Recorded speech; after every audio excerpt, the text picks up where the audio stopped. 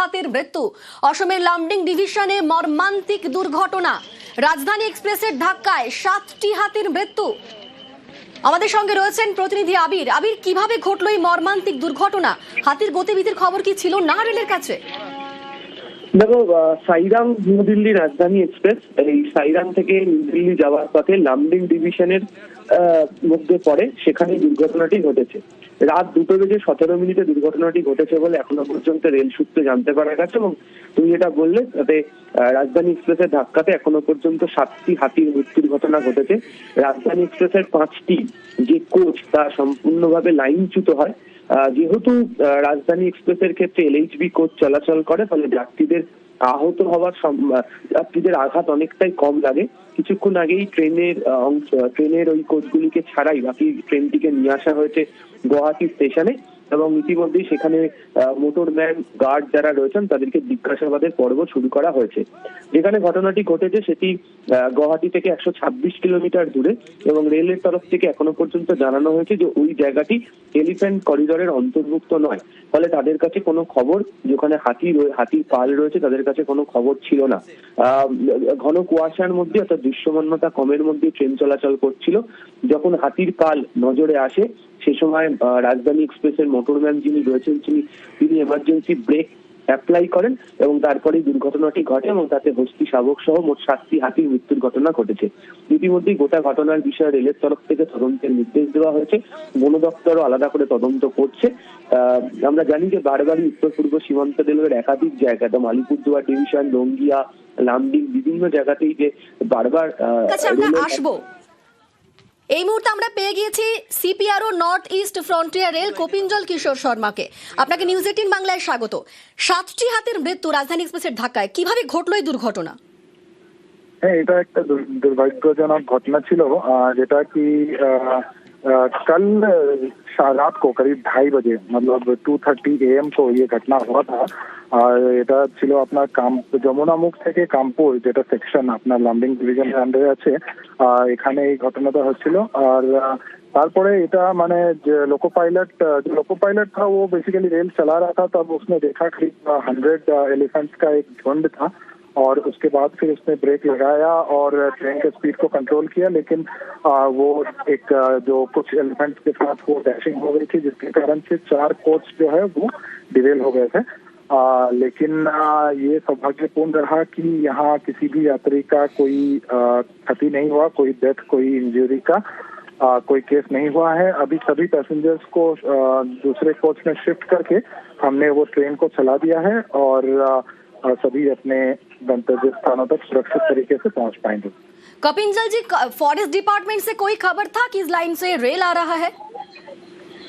जी, इस पे जो हम लोगों का इंटरेक्शन होता है, मतलब फॉरेस्ट डिपार्टमेंट के साथ, तो वो टाइम टू टाइम हम लोगों का होता है, जिसमें कि शेयर किया जाता है कि कहाँ एलिफेंट का मूवमेंट है। तो हमें जो खबर मिला था वो एक यहाँ से करीब 10 किलोमीटर आगे हाथी देखा गया था। इस बारे में हमको खबर मिला था, लेकिन वो इस एरिया में हाथी का कोई प्रेजेंस का खबर हमको नहीं मिला था। जी, अभी फिलहाल क्या अपडेट है? ट्रेन जाने में कोई दिक्कत? फिलहाल हम लोगों का एक लाइन ब्लॉक है और एक लाइन से ट्रेन चल रही है। तो जो लाइन ब्लॉक है वहाँ पे काम अभी चल रहा है। हम कोशिश कर रहे हैं कि शाम को करीब 4-5 बजे तक हम इस लाइन को क्लियर कर पाए। जी, बहुत शुक्रिया आपको। রাজধানীর ধাক্কায় 7টি হাতির মৃত্যু। অসমের লামডিং ডিভিশনে মর্মান্তিক দুর্ঘটনা। রাজধানী এক্সপ্রেসের ধাক্কায় 7টি হাতির মৃত্যু হয়েছে। ইঞ্জিন সহ ট্রেনের কয়েকটি কামরা লাইনচ্যুত। দুর্ঘটনায় যাত্রীদের হতাহতের খবর নেই। ঘটনাস্থলে রিলিফ ট্রেন ও রেল আধিকারিকরা।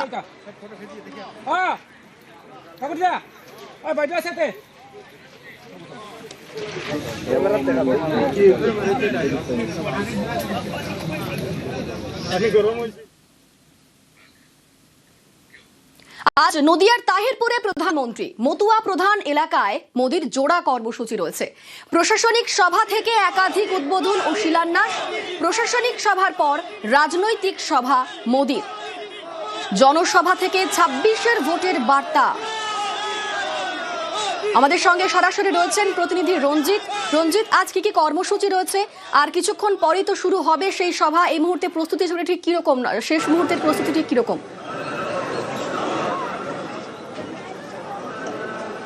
তবে একেবারে প্রস্তুতি প্রায় শেষ বললেই চলে, কারণ আর কিছুক্ষণ সময়ের পরেই তাহিরপুরের মাঠে কিন্তু যে হেলিপ্যাড করা হয়েছে সেখানেই নামবেন দেশের প্রধানমন্ত্রী নরেন্দ্র মোদী। এখান থেকে প্রায় 1 কিলোমিটার দূরে তার যে জনসভা এবং তার যে আরেকটি কর্মসূচি রয়েছে সরকারি কর্মসূচি, এখান থেকে সেখানে যাবেন। আজ তার জোড়ার কর্মসূচি রয়েছে তাহিরপুরের মাটিতে এবং সেখানে প্রথমে তিনি সেই তাহিরপুরের মাঠে নেতাজি পার্কের মাঠে যে সেখানে সরকারি যে কর্মসূচি সেখানে বেশ কিছু প্রকল্পের আনুষ্ঠানিক উদ্বোধন শিলান্যাস করবেন এখান থেকেই। পাশাপাশি তারপরে তার যে দলীয় কর্মসূচি সেই জনসভায় তিনি যোগ দেবেন এবং তারপর এখান থেকে তিনি আবার চলে যাবেন অন্য কর্মসূচিতে। তবে তাহিরপুরের মাটিতে এই দ্বিতীয়বারের জন্য তিনি আসছেন এবং বহু মানুষ তারা অপেক্ষা করছে রাস্তার দুধারে। এই মতো একটা দৃশ্য দেখানোর চেষ্টা করব যে 8 থেকে 80 প্রত্যেকে কিন্তু সকাল থেকে অপেক্ষা করছে এবং বহু যারা কর্মী সমর্থক রয়েছে তারা দূর দূরান্ত থেকে ভোট থেকে তারা ভিড় জমাচ্ছে। এই যে ছবি দেখতে পাচ্ছ এটি একটা হেলিপ্যাডের বাইরে, শুধুমাত্র একবার সচক্ষে প্রধানমন্ত্রীর কাছ থেকে দেখার জন্য বহু মানুষ আজকে অপেক্ষা করছে। প্রধানমন্ত্রী যে জোড়া কর্মসূচি সেই কর্মসূচি তো সেই নেতাজি পার্কের মাঠে হবে, কিন্তু তার রাস্তার দুধারে এই মুহূর্তে বহু মানুষ তারা সকাল থেকে অপেক্ষা করছে। পাশাপাশি দলের যে কর্মী সমর্থক তারা কিন্তু ভিড় জমাচ্ছে এবং এই কর্মসূচিকে ঘিরে এই মুহূর্তে নিরাপত্তা ব্যবস্থা অটুট করা হয়েছে বিভিন্ন জায়গাতে, যাতে কোনো রকম সমস্যা নয় সেই ক্ষেত্রে পুলিশি নিরাপত্তা ব্যবস্থা বাড়ানো হয়েছে। বিভিন্ন রাস্তার মোড়ে মোড়ে পুলিশ পিকেট বসানো হয়েছে যাতে কর্মী সমর্থক যারা রয়েছে তারা মিছিলগুলো যাতে ঠিকঠাক করে এখানে আসতে পারে। অন্যদিকে যে পুলিশি নিরাপত্তা আরও কঠোর করা হয়েছে, যেহেতু প্রধানমন্ত্রী জনসভা রয়েছে সেদিকে তাকিয়ে তাহিরপুর জুড়ে বিভিন্ন জায়গাতে যে সমস্ত জায়গা দিয়ে লোক চলাচল করতে পারে সেই সমস্ত জায়গায় পুলিশি পিকেট বসানো যাতে কোনো সমস্যা নয় বলে। আর কিছুক্ষণের অপেক্ষা, তারপরেই তাহিরপুরে মাটিতে দ্বিতীয়বারের জন্য আসছেন প্রধানমন্ত্রী নরেন্দ্র মোদী তার এই জোড়া কর্মসূচিতে। ধন্যবাদ রঞ্জিত। মাননীয় প্রধানমন্ত্রীর এই সভা রানাঘাট থেকে শুরু হচ্ছে, যে রানাঘাট বা দক্ষিণ নদিয়া জেলা হিসাবে আমাদের সংগঠনের অন্যতম শক্তিশালী জায়গা। মাননীয় প্রধানমন্ত্রীর এই সভা আমাদেরকে উদ্বুদ্ধ করবে এবং গোটা পশ্চিমবঙ্গ ব্যাপী এর একটা যে উৎসাহ বা উদ্দীপনা সেই ওয়েভ বা তরঙ্গ যাবে। এবার পশ্চিমবঙ্গে ডবল ইঞ্জিন সরকার চায় এবং বিকশিত বাংলা তৈরির লক্ষ্য নিয়ে মাননীয় প্রধানমন্ত্রী আসছেন, তার নেতৃত্বে আমরা বিকশিত বাংলা তৈরি করব। আজ মতুয়াগড়ে মোদি, এসআইআর আবহে রাজ্যে প্রধানমন্ত্রী। নদিয়ার তাহিরপুরের সভায় মোদি রয়েছে এবং সেখানে এসআইআর নিয়ে আতঙ্কে রয়েছেন মতুয়াদের একাংশ। আর সেই আবহেই প্রধানমন্ত্রীর এই সভা রাজনৈতিকভাবে অত্যন্ত তাৎপর্যপূর্ণ। আমাদের সঙ্গে সরাসরি রয়েছেন প্রতিনিধি সুস্মিতা। আজকের এই সভা, মোদি আসছেন আজকে, সেখানে এসআইআর এবং নাগরিকত্ব নিয়ে কোনো বার্তা দিতে পারেন মোদি?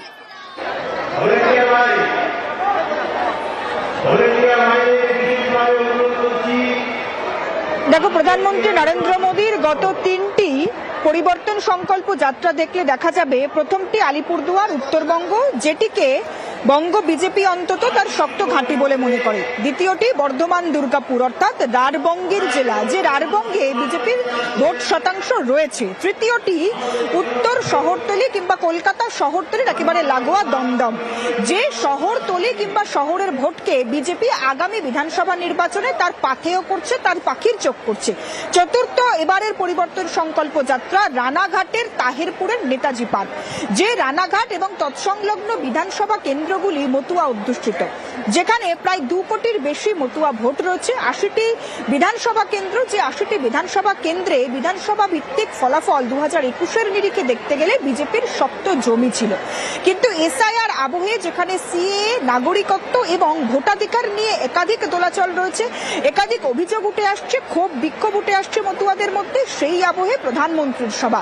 এবং যে সংশয়ের মধ্যে এই মুহূর্তে মতুয়ারা পড়ছেন যে সিএএ আইন বা সিএএ আইন কার্যকর হলেও, লাগু হলেও সিএএ ফর্ম ফিল আপের মাধ্যমে তারা এসআইআর পর্ব শেষ হওয়ার আগে তাদের নাগরিকত্বের সার্টিফিকেট পাবেন কিনা, শংসাপত্র পাবেন কিনা।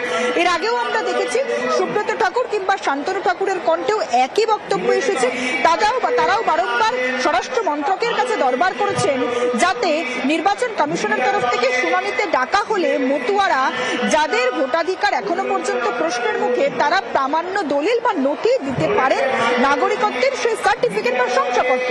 সুতরাং আজকে প্রধানমন্ত্রী নরেন্দ্র মোদী মতুয়াদের মধ্যে যে সংশয় তৈরি হয়েছে নাগরিকত্ব এবং এসআইআর ইস্যুকে কেন্দ্র করে, সেই সংশয়ের নিরাময় করতে পারেন কিনা আজকের মঞ্চের সভা থেকে, সেটি যেমন দেখার, ঠিক তেমনই মতুয়ারা তাকিয়ে রয়েছে এবং অবশ্যই বিরোধী রাজনৈতিক দলগুলিও তাকিয়ে রয়েছে একটি প্রধানমন্ত্রী নরেন্দ্র মোদীর মুখ থেকে কোনো বার্তা শোনার জন্য। তার কারণ ইতিমধ্যে তৃণমূল কংগ্রেসের তরফ থেকে একাধিক অভিযোগ শোনা গিয়েছে যে মতুয়াকে শুধুমাত্র ভোট ব্যাংক হিসেবে কাজে লাগিয়েছে বিজেপি। সেই অভিযোগকে খণ্ডন করে প্রধানমন্ত্রী নরেন্দ্র মোদী নিজ গুণে তার নিজস্ব বার্তার মাধ্যমে সিএএ, নাগরিকত্ব আইন কিংবা এসআইআর ইস্যু নিয়ে কোনো বড়সড় বার্তা দেন কিনা আজকের মঞ্চ থেকে, সেটি যেমন দেখার, ঠিক তেমনি আগামী বিধানসভা নির্বাচনে বঙ্গ বিজেপি তার রুট ম্যাপ কি হতে চলেছে, কি কি ইস্যুকে কেন্দ্র করে বঙ্গ বিজেপি আগামী নির্বাচন, সেদিকে নজর রয়েছে প্রত্যেকের। ধন্যবাদ সুস্মিতা। এদিকে সভার আগের দিনই তৃণমূলকে নিশানা করেছেন মোদী। এক্স হ্যান্ডেলে পোস্টে রাজ্য সরকারকে কড়া আক্রমণ শানিয়েছেন। মোদীর দাবি, রাজ্যবাসীর একমাত্র আশা বিজেপি। কেন্দ্রীয় সরকারের বিভিন্ন সামাজিক প্রকল্পে পশ্চিমবঙ্গের সাধারণ মানুষ উপকৃত। একই সঙ্গে তৃণমূল সরকারের কুশাসনে মানুষ কষ্টে আছে, এমনটাই তোপ দেখেছেন মোদী। তৃণমূলের লুটপাট ও হুমকি সংস্কৃতির সীমা ছাড়িয়েছে। এর কারণেই পশ্চিমবঙ্গের মানুষের একমাত্র আশা বিজেপি। নিজের এক্স হ্যান্ডেলে এমনটাই পোস্ট করেছেন নরেন্দ্র মোদী। বঙ্গ সফরের আগেই তোপ। আর মোদীকে পাল্টা জবাব তৃণমূলের। মোদীকে নিশানায় বঞ্চনা তীর তৃণমূলের। 26-এ মানুষ বিজেপি প্রত্যাখ্যান করবে বলে দাবি তৃণমূলের।